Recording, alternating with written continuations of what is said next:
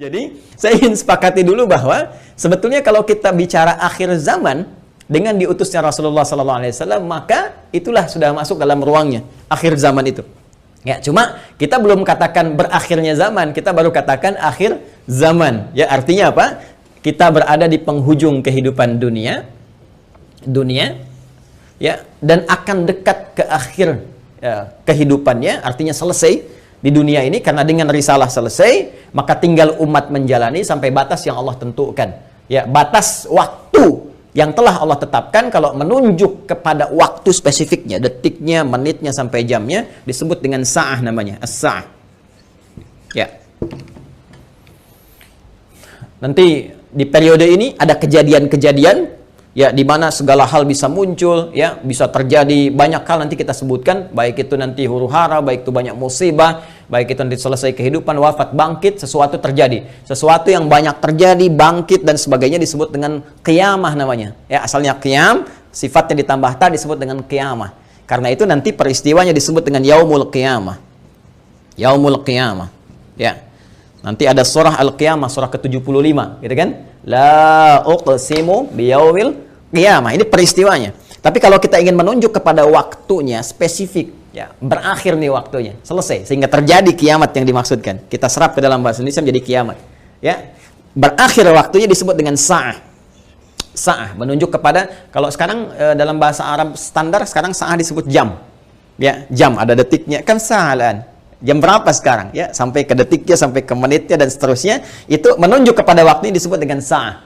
Ya, karena itu teman-teman sekalian, ketika Allah menegaskan kapan terjadi tepatnya terjadi kiamat ini, menunjuk pada waktunya, itu hanya milik Allah Subhanahu wa taala, prerogatifnya. Ya, karena itu di Quran surah ke-31 Luqman, di ayat ke-34, ayat terakhir, hal pertama dari 5 hal yang menjadi hak prerogatif Allah, kalimatnya langsung menggunakan kata sa'ah. Innallaha 'indahu 'ilmus sa'ah. Ini. Kalimatnya menggunakan apa? Sa'ah. Ya, di hadis Muslim, nomor hadis yang ke-8, disebut dengan hadis Jibril, ya, alaihissalam, ketika beliau bertanya mengonfirmasi kepada Rasulullah, ya, Sayyidina Muhammad sallallahu alaihi wasallam, bertanya tentang kapan tepatnya terjadi kiamat. Maka kalimat terakhirnya ketika bertanya tentang iman, Islam, ihsan, mata sa'ah. Mata sah, kapan tepatnya terjadi kiamat? Nabi menjawab, mal mas'ulu anha bi'alama minas sa'il. Kenapa penting saya sebutkan ini?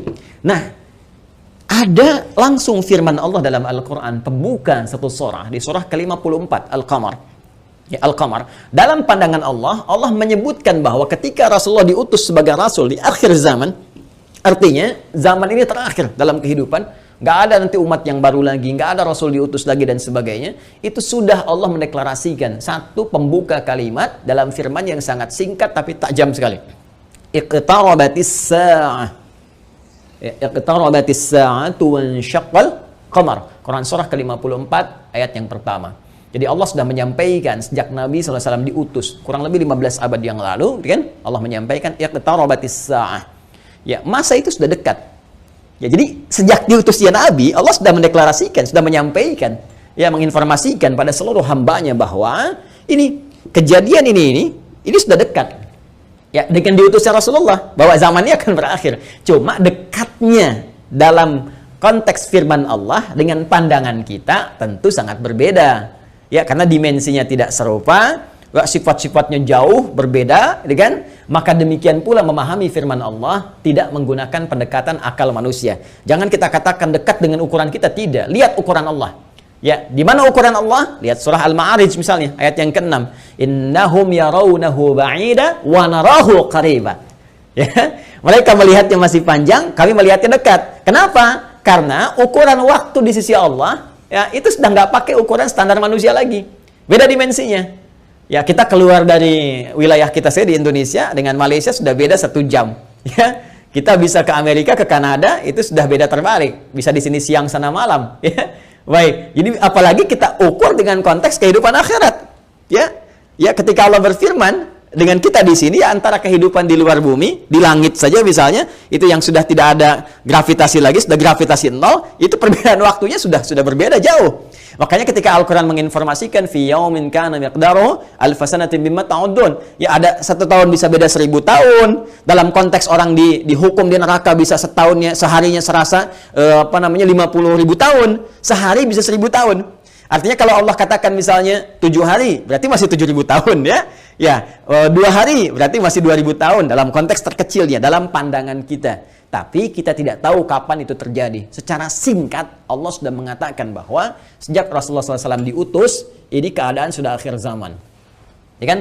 1. Dan sudah mendekat kepada kiamat. Cuma dekatnya itu kapan waktunya, kita tidak tahu.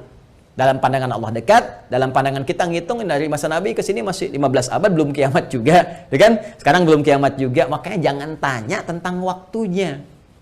Ya, yang ditanya persiapan kita apa? Ya, kalau Anda bertanya tentang waktu pada sesuatu yang sudah diatur, kaidah mengatakan sesuatu yang sudah diatur, jangan banyak ditanya lagi. Nanti menjadi semakin tidak teratur keadaan Andanya. Ya, matahari terbit dari timur, tenggelam di darat, masih Anda tanya kenapa terbit dari timur? Itu kurang kerjaan. Kurang kerjaan. Ya, kenapa malam gelapnya? Itu kurang kerjaan. Jelas ya? Kenapa? Karena sudah kita mengerti, itu ma'lumun bid-darurah, sudah dipahami, sudah dimengerti. Naluri kita sudah bisa membaca, akal kita sudah mengetahuinya, ditanamkan dalam diri kita. Karena itu, sesuatu yang sudah Allah atur, jangan ikut-ikut mengatur lagi. Ya, Nabi pernah ditanya tentang kiamat, Nabi tanya, bagaimana persiapan kamu kalau terjadi besok? Jangan tanya waktunya. Karena Allah rahasiakan semua itu supaya memberikan getaran pada jiwa kita dan katalis pada diri kita untuk meresponnya dengan semangat beramal dan menyiapkannya. Itu poinnya. Baik, jadi kalau kita sudah pahami ini semua, bahwa kita hadir saat ini, aktivitas kita ada di penghujung zaman, artinya memang kita sudah berada di akhir zaman, tapi kita tidak tahu kapan zaman berakhir. Tapi kita bisa melihat tanda-tanda yang disampaikan Rasulullah SAW di setiap perubahan-perubahan yang terjadi di akhir zaman itu. Perubahan-perubahan inilah yang menjadikan kita mesti menghadapi tantangan-tantangan yang dimaksudkan. Karena setiap era perubahan tadi itu ada tantangannya tersendiri, tahadiyatnya sesuai dengan karakteristik umatnya.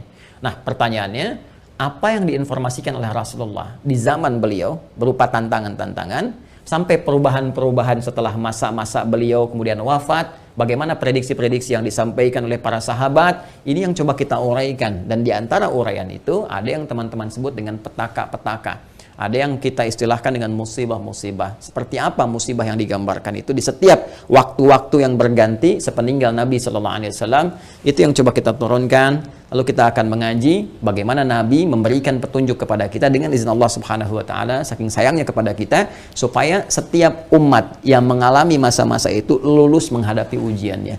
Itulah rahman Allah Subhanahu wa taala. Itulah diantara sifat Rasulullah yang disebut dengan rahmatan lil alamin. Saking cintanya kepada seluruh pengikut beliau, umat beliau, maka beliau memohon kepada Allah diberikan petunjuk oleh Allah, begini, setiap era ini nanti akan ada begini, nanti kamu akan hadapi begini, begini cara menghadapinya, begini cara menjaganya. Kalau kita lakukan itu dengan baik, maka Allah akan menyelamatkan kita dari keadaan-keadaan yang dimaksudkan dan lulus kita ujian sampai kita menghadap kepada Allah Subhanahu wa taala. Kehidupan ini sebentar. Ya, sebentar. Jadi kalau kita terlampau banyak mainnya, sayang. Ya, pada akhirnya kan selesai. Karena itu patut kita menata diri dengan baik supaya maksimal kita bisa hadapi. Nah, mari kita turunkan. Kalau sudah paham ini, mohon maaf ya, saya izin hapus dulu. Bismillah. Saya berikan kesimpulan dulu sejenak.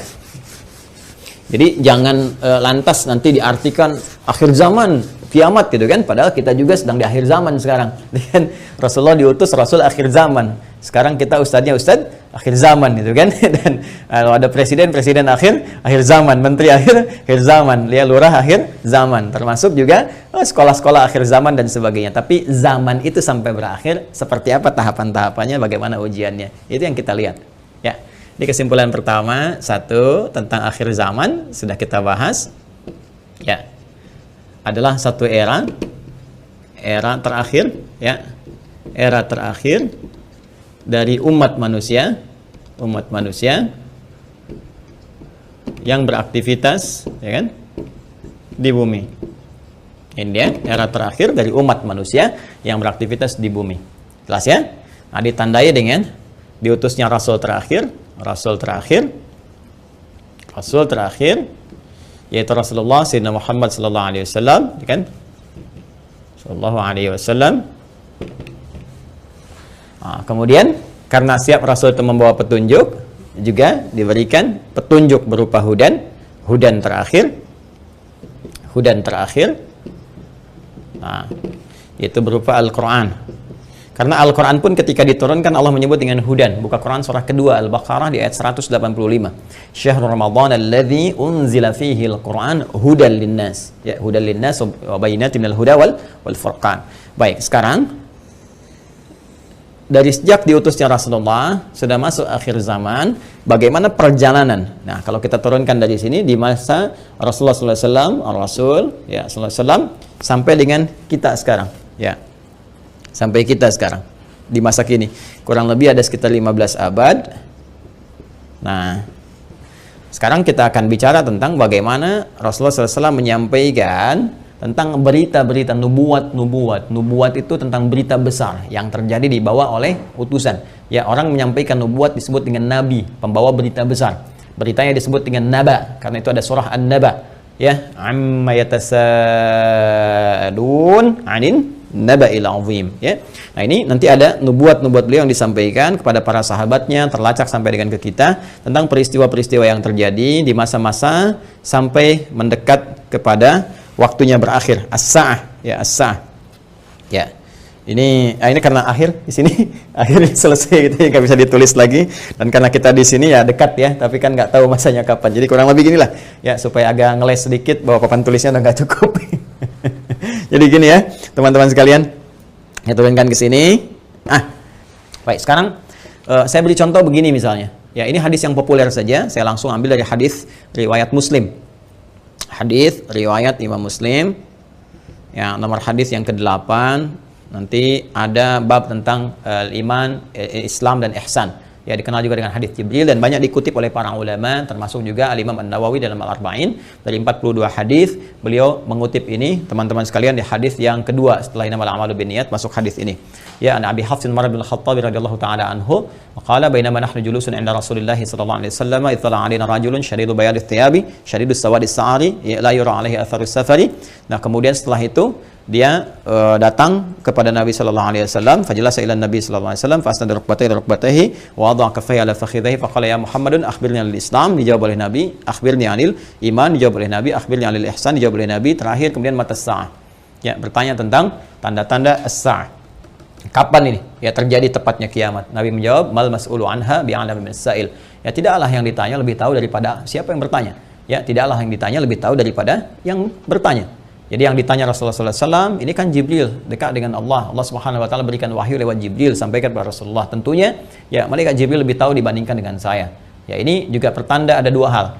Pertama, pertanda ujian yang disampaikan malaikat kepada Nabi Muhammad supaya tidak mengarang sesuatu di luar apa yang Allah wahyukan kepadanya. Dan ini membenarkan risalah Nabi Muhammad SAW. Yang kedua juga salah satu pertanda bagaimana ta'zimnya, ya, kagumnya malaikat Jibril pada Nabi Muhammad karena merasa Rasulullah lebih dekat dengan Allah Subhanahu Wa Taala. Bagaimana dipuji dalam Al-Quran, wa innaka la'ala khuluqin 'azim, dijamin surga sebelum wafatnya, inna a'tainakal kautsar. Ya, tentu ada pertanyaan dari malaikat, nih hamba luar biasa disayang Allah, dan hamba manusia yang sudah pada tingkat tersayang dari Allah itu melebihi malaikat. Karena itu ketika Adam alaihissalam ya diuji oleh Allah, diminta, ditanya ini apa, ya, Al-Baqarah di ayat yang ke-31 itu, wa 'allama Adam al-asma'a kullaha, dan seterusnya sampai ayat 33, maka malaikat kan diminta sujud hormat. Ayat 34-nya, wa idz qulna lil malaikati isjudu li Adam fasajadu, kan? Maka mereka diminta sujud hormat kepada Adam alaihissalam. Apalagi Nabi Muhammad sallallahu alaihi wasallam dengan segala puncak ketakwaan dan kedekatannya kepada Allah, maka mengkonfirmasi malaikat karena melihat bagaimana kedekatan Rasulullah dengan Allah Subhanahu Wa Taala. Tapi tetap Nabi dengan tawadhu mengatakan, mal mas'ulu anha bi'alam minas sa'il. Ya, kemudian bertanya an amaratiha, maka akhbirni, ya, an amaratiha, maka sampaikan kepadaku. Ya, informasikan maksudnya kepada malaikat Jibril ini supaya didengar oleh sahabat-sahabat yang lain dan disampaikan kemudian kepada generasi setelahnya sampai dengan ke kita. Ya, apa tanda-tandanya? Nah, ini tanda-tanda umum teman-teman sekalian yang mencakup kehidupan secara umum, baik itu dialami oleh ahli Quran ataupun bukan ahli Al-Quran. Jadi ada masa-masa kehidupan dari sejak zaman Rasulullah nanti terus yang akan mendekat kepada as-sa'ah, berakhirnya kehidupan. Apa diantaranya? Ini banyak hadisnya ya. Ini saya baru ambil salah satu, gitu kan? Salah satu. Maka dikatakan misalnya antali dalam turabbataha. Bagaimana seorang pembantu melahirkan tuannya. Ya, di sini para ulama ada yang memahami sesuatu dunia menjadi terbalik. Ya, suatu dunia menjadi terbalik. Kalau kita lihat tekstual kan nggak mungkin, oh, pembantu kok lahiran Tuhan, kan nggak mungkin. Tapi ada yang mengartikan banyak hal. Ya, keadaan menjadi terbalik. Ya, misalnya, mohon maaf ya, kan biasanya tuan yang mengatur pembantu, sekarang pembantu ngatur tuan. Ya, jadi nanti ditafsir dengan hadis-hadis lain, ketika yang benar disalahkan, yang salah dibenarkan. Kemudian pembantu melahirkan tuan, ada yang mengartikan dengan perzinahan, ya selingkuh antara pembantu dengan tuan, dengan majikannya dan sebagainya, atau majikan memanfaatkan tuan dan sebagainya. Ya, ada kalimat-kalimat seperti itu. Wa antaral khufata rawatal alata. Ya, kemudian Anda bisa melihat kata Nabi sallallahu alaihi wasallam bagaimana pada masa itu orang-orang Badui yang ya dari jauh dari pedesaan tiba-tiba mendapatkan sesuatu yang luar biasa sampai ya tatawaluna fil bunyan, lomba mendirikan bangunan.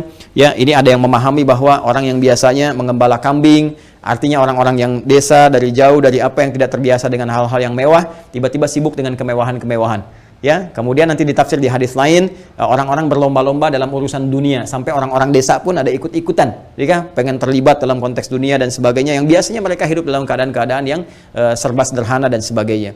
Jadi situasi-situasi ini situasi umum. Ya, nanti ada hadis terkait dengan banyak menyebar penyakit-penyakit yang menular, yang jarang ada obatnya dan sebagainya. Ini masih persoalan-persoalan umum yang dengan umum ini dialami oleh semua orang. Artinya mau ahli Quran, bukan ahli Quran, ya akan mengalami peristiwa ini. Ya, saat kebenaran mulai tertukar, saat macam-macam dan seterusnya lah. Ya, tapi alhamdulillah kita nanti masih dilindungi dengan hadirnya hadis-hadis lain. Ya, masih ada ulama-ulama. Walaupun nanti mesti hati-hati ketika ulama banyak yang diwafatkan Allah Subhanahu Wa Taala. Sekarang kurang lebih sudah di atas 400 dari situasi pandemi saya di Indonesia saja. Itu bukan yang kaleng-kaleng, itu ulama-ulama yang memang ahli pesantren, ahli dzikir, ahli ilmu dan sebagainya. Mesti hati-hati juga. Ya, alhamdulillah kita masih ada orang-orang yang istighfar, bangun di malam hari, orang-orang yang mendekat kepada Allah, orang-orang yang taubat, masih kita dilindungi oleh Allah. Ya, jadi keadaan-keadaan ini, tapi petunjuk-petunjuk ke arah ini sudah mulai terasa. Artinya Nabi menyampaikan setelah kehidupan beliau akan dialami masa-masa ini. Ya, jadi masa-masa ini sudah terjadi fitnah kubra dari masa tabi'in, ya, dari masa sahabat akhir-akhir ke tabi'in. Setelah itu kan ada juga peristiwa-peristiwa ini. Sampai juga di kita sekarang pun kita rasakan peristiwa itu. Tapi jangan disimpulkan berarti besok kiamat. Jumat lagi gitu ya. Nah, jangan-jangan ngambil kesimpulan gitu juga. Ada variabel-variabel lain yang harus kita pahami, tapi kita mesti waspada. Ini berupa fitnah. Ini yang saya maksudkan. Ini ujiannya. Ujiannya. Ingat nanti ya, ada fitnah, ada musibah, ada bala, ada ibtala, itu beda-beda. Ya, itu beda-beda. Nah, ingin saya katakan bahwa ini ujian kita di sini. Ini ujian kita. Karena ini ujian kita mesti lulus, teman-teman sekalian. Nah, sekarang jangan langsung kita pahami ini kiamat besok ini, tidak. Nabi ingin mengatakan di masa depan ada tantangan-tantangan tuh akan begini. Dan ini kalau tantangan-tantangan ini nggak bisa dihadapi, sudah ini akan menjadi variabel yang mempercepat terjadinya kiamat. Artinya cepat menuju ke arah ini. Ya. Kalau orang udah nggak bisa dikendalikan, nggak ada orang jujur semua, orang semua berperilaku maksiat, orang semua berperilaku fahsya, mungkar dan sebagainya, ini mempercepat. Tapi kalau kita bisa lulus ujian-ujian ini, minimal rahmat Allah kita dapatkan.